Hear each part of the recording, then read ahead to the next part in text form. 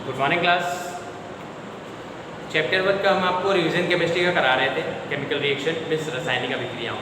ठीक है, उसमें हमने बहुत सारी रिएक्शंस आपको बता दी है। ठीक है, जैसे एडिशन रिएक्शन, डिकम्पोजिशन क्या होता है, डिस्प्लेसमेंट, डबल डिस्प्लेसमेंट मीन्स जो द्विस्थापन अभिक्रिया क्या होती है, प्रतिस्थापन अभिक्रिया क्या होती है, डिकम्पोजिशन रिएक्शन क्या होती है, अपचयन क्या होता है, ऑक्सीकरण क्या होता है, ऑक्सीडेशन और रिडक्शन, ये सारी चीज़ें हमने बता दी थी। ठीक है, रेडॉक्स रिएक्शन भी हमने आपको पूरी बता दी थी। ठीक है, आज रिवीजन में हम एक नया टॉपिक देखते हैं, उसका रिवीजन कराते हैं। ठीक है, हमारा जो नया टॉपिक है उसको क्या है, ऊष्माक्षेपी अभिक्रिया। ऊष्माक्षेपी अभिक्रिया। ठीक है, ऊष्माक्षेपी अभिक्रिया क्या होती है? ठीक, इंग्लिश में हम इसको कहते हैं क्या, एक्सोथर्मिक। Exothermic reaction. ठीक है, क्या बोलते हैं, एक्सोथर्मिक रिएक्शन। अब एक्सोथर्मिक रिएक्शन क्या होती है? ऊष्माक्षेपी। ठीक है, क्षेपी का मतलब है जो हीट है वो बाहर निकल जाती है। ठीक है, हीट का बाहर निकलना ही क्या कहलाती है, ऊष्माक्षेपी अभिक्रिया कहलाती है। ठीक है, मतलब क्या है, reaction in which heat is release. ठीक है, हीट क्या है, रिलीज हो जा रही है, along with the product is called exothermic reaction. ठीक है, जिसमें हीट क्या है, रिलीज हो जा रही है, बाहर निकल जा रही है। ठीक है, तो वो रिएक्शन क्या कहलाती है, हमारी एक्सोथर्मिक रिएक्शन या ऊष्माक्षेपी अभिक्रिया कहलाती है। ठीक है, समझ गए होंगे। इसका एग्जाम्पल अगर कहें तो एग्जाम्पल की बात करें तो जैसे मान लीजिए नाइट्रोजन है, ठीक है, और हाइड्रोजन। ठीक है, जब इसको हमने हीट किया, हीट जो डेल्टा है या ट्राइंगल जो हमने बनाया है, ये हीट करने का साइन होता है, इतना आपको पता होगा, फिर से हम बता दे रहे हैं। ठीक है, यहाँ जब नाइट्रोजन और हाइड्रोजन आपस में रिएक्ट कर रहे हैं तो क्या फॉर्म करते हैं, NH3 मीन्स अमोनिया। अमोनिया को फॉर्म करते हैं। ठीक है, ये जो हमारी रिएक्शन है ये रिवर्सिबल रिएक्शन भी कहलाती है ना, क्योंकि इस अमोनिया से वापस N2 और H2 का निर्माण हो सकता है। ठीक है, तो यहाँ पास देखिए क्या है, नाइट्रोजन और हाइड्रोजन रिएक्ट किए आपस में, हमने उसको गर्म किया तो क्या बनाया, NH3। अगर हम इसको पहले बैलेंस करें तो नाइट्रोजन 2 है, यहाँ नाइट्रोजन 1 है, इसके आगे हमें क्या है, 2 लगाना पड़ेगा। ठीक है, तो 2 नाइट्रोजन कंप्लीट, 2 3 जा 6 हाइड्रोजन होता है और यहाँ केवल 2 है, तो इसके आगे अगर 3 लगा दें तो 3 2 जा 6 हाइड्रोजन भी कंप्लीट। ठीक है, इस तरीके से ये रिएक्शन कंप्लीट हो जाती है। ठीक है, प्लस क्या होता है, इसमें ऊष्मा क्या है, निकल रही है ना, ऊष्मा निकल रही है, इसका मतलब कितनी ऊष्मा निकल रही है, प्लस 22.4 किलो कैलोरी। ठीक है, किलो कैलोरी इतनी ऊष्मा उसकी बाहर निकल रही है। ठीक है, तो इस टाइप की रिएक्शन क्या होती है, ऊष्माक्षेपी या एक्सोथर्मिक रिएक्शन कहलाती है। ठीक है, क्या है, when nitrogen is react with hydrogen it form ammonia and release 22.4 kilo calorie energy. ठीक है, जो एनर्जी है, एनर्जी कितनी निकली हमारी, 22.4 किलो कैलोरी एनर्जी रिलीज हो गई। तो इस टाइप की जो रिएक्शन होती है वो क्या कहलाती है, एक्सोथर्मिक रिएक्शन या ऊष्माक्षेपी अभिक्रिया। ठीक है, नेक्स्ट हमारी आती है ऊष्माशोषी अभिक्रिया। अब ऊष्माशोषी, शोषी का मतलब ग्रहण करना कह सकते हैं, है ना, जिसमें ऊष्मा शोषित हो रही है। ठीक है, जिसमें ऊष्मा क्या हो रही है, शोषित हो रही है या एब्जॉर्ब बोलते हैं, है ना, ऊष्माशोषी अभिक्रिया, जिसको क्या बोलते हैं, एंडोथर्मिक रिएक्शन। Endothermic reaction. ठीक है, अब एंडोथर्मिक क्या होती है, ऐसी रिएक्शन या ऐसी अभिक्रिया जिसमें ऊष्मा क्या हो रही है, शोषित हो रही हो या एब्जॉर्ब हो रही हो, ऐसी रिएक्शन क्या कहलाती है, ऊष्माशोषी अभिक्रिया या एंडोथर्मिक रिएक्शन कहलाती है। ठीक है, the reaction in which energy is absorb. ठीक है, the reaction is the energy is absorbed is called endothermic reaction. ठीक है, जिसमें ऊष्मा का शोषण या शोषित हो रही हो वो कहलाती है हमारी क्या, ऊष्मा शोषी अभिक्रिया। समझ गए। इसका एग्जाम्पल की बात करें तो जैसे एग्जाम्पल इसका क्या है, हम सल्फर डाइऑक्साइड जिसे SO2 कहते हैं, ठीक है। सल्फर डाइऑक्साइड रिएक्ट अगर कर रहा है ऑक्सीजन से, किससे कर रहा है, ऑक्सीजन से, इसको अगर हम हीट कर रहे हैं, ठीक है, तो यहाँ से क्या बनाएगा, ये सल्फर डाइऑक्साइड रिएक्ट कर रहा है ऑक्सीजन से, तो ये फॉर्म क्या करेगा हमारा, सल्फर ट्राइऑक्साइड, ठीक है, या सल्फाइड हम कह सकते हैं, इसको सल्फाइड भी कहा जाता है, ठीक है। तो SO3 यहाँ से फॉर्म हो गया, ठीक।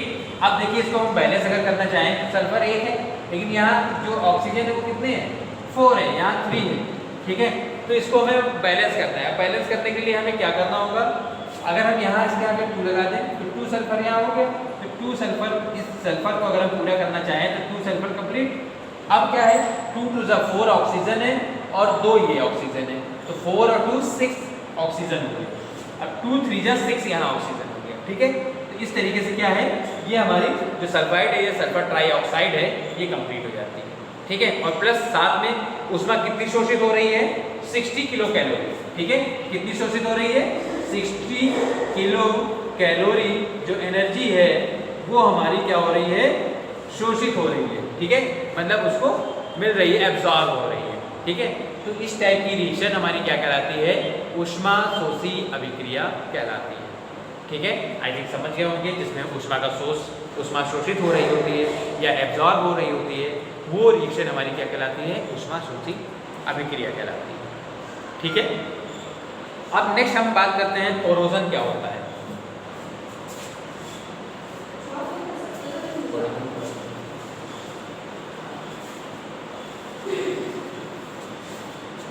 क्या हम बात करें कि रेंसिडिटी क्या होता है। सबसे पहले हम रेंसिडिटी, ठीक है, रेंसिडिटी, ठीक है, या इसको हम हिंदी बोलते हैं विकृत गंधिता। क्या बोलते हैं, विकृत गंधिता बोलते हैं। हिंदी में क्या कहा जाता है, इसको विकृत गंधिता कहा जाता है, ठीक है।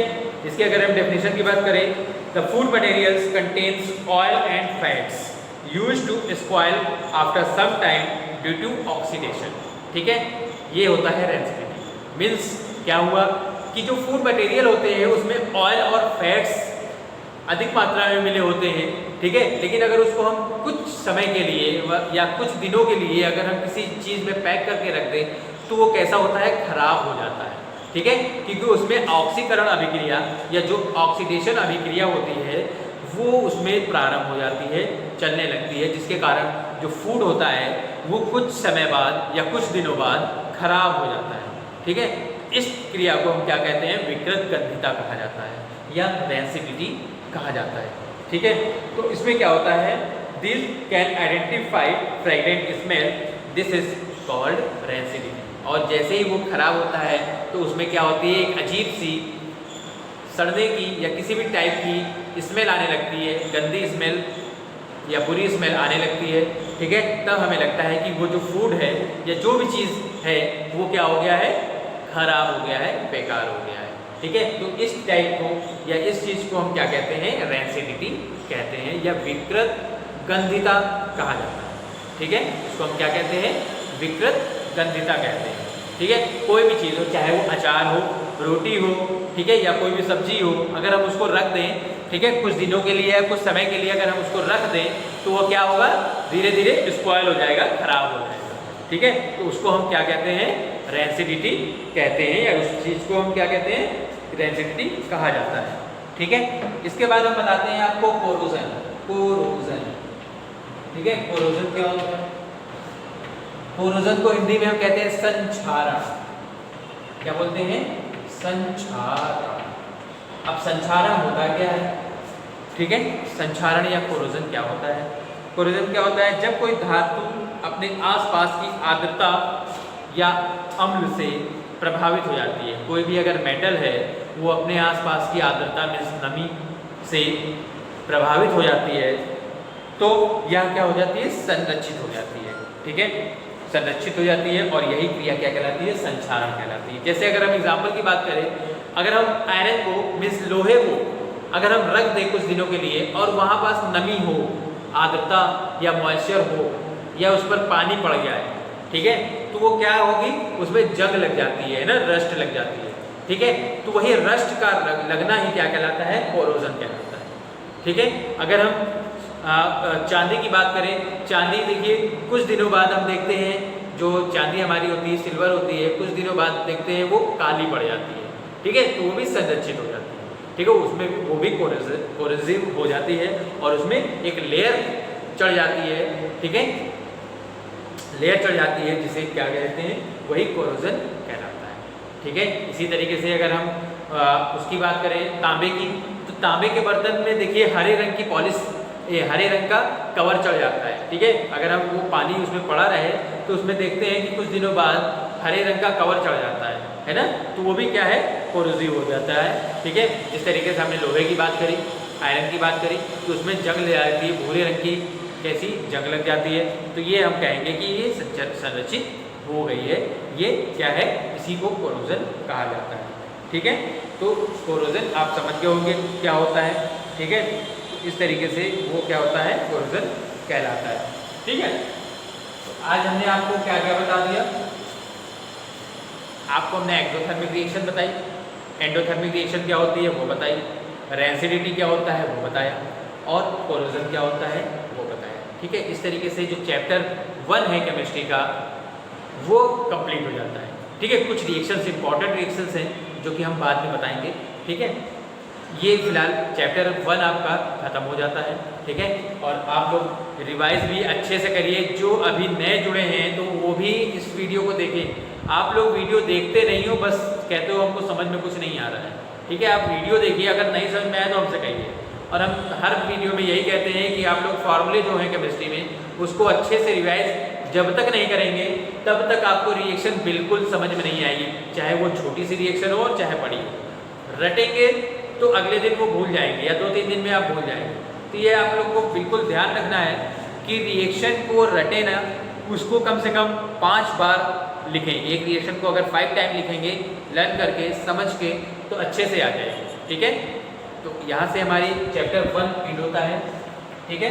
यहाँ से चैप्टर एंड समाप्त हो जाता है रिविजन, ओके। कोई भी प्रॉब्लम हो तो हमसे डिस्कस करिएगा। Have a good day.